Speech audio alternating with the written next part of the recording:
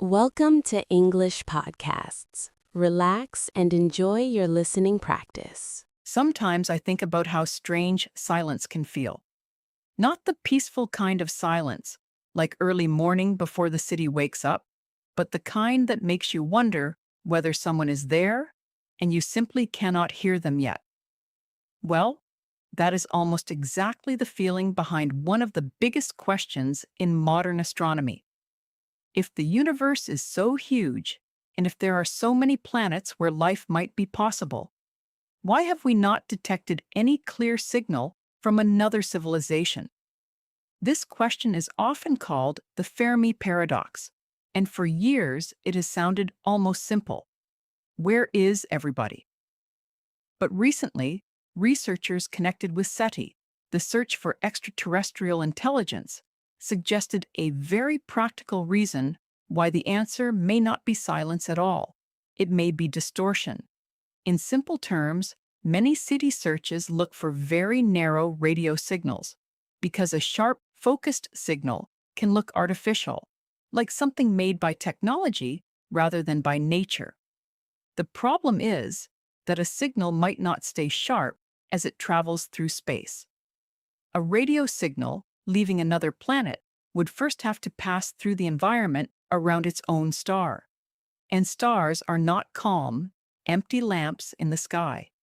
They produce stellar wind, charged particles, magnetic activity, and sometimes powerful bursts called coronal mass ejections.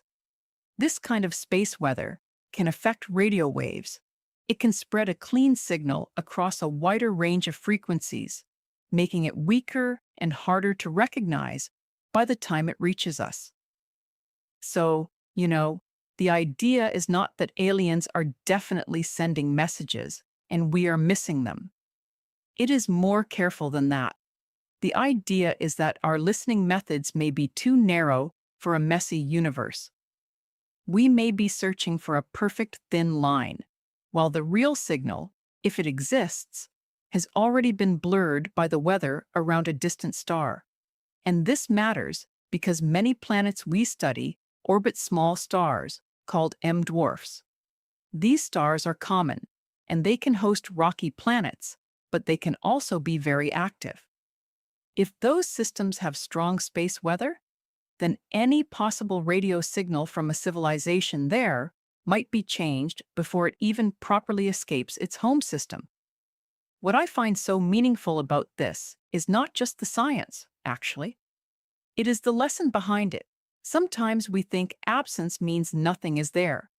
No answer means no interest. No message means no one is speaking. But maybe, in life as in space, the signal is real, and the receiver is not tuned carefully enough. That realization feels quietly humbling. It reminds me that progress often begins when we stop blaming the silence and start questioning the way we listen. Maybe the universe is not empty. Maybe it is complicated. And maybe the next great discovery will come not from shouting louder into the dark, but from learning how to hear what has been softened, stretched, and almost lost on the way to us.